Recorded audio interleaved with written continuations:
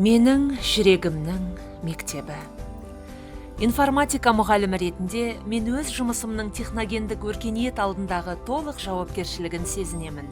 Оқушыға ақпараттық технологияны игертіп, оның пайдалы тұсын көрсете білу ұстаздық мамандығымның маңыздылығын айқындайды. Ұстаздық жолымен жүру әрдайым біліміңді жаңартып отыруды және заманауи өзгерістерге ашық болуды қажет етеді. Заманмен қатарласып шыңдалуда өзім қызмет ететін мектебімнің рөлі өте зор.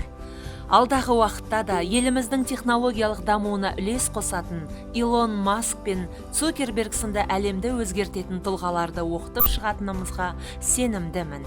Оқушыларымның жетістігі менің жетістігім, ал менің ұстаздық жолымда жеткен әр жетістігімнің артында аяулы мектебім тұр.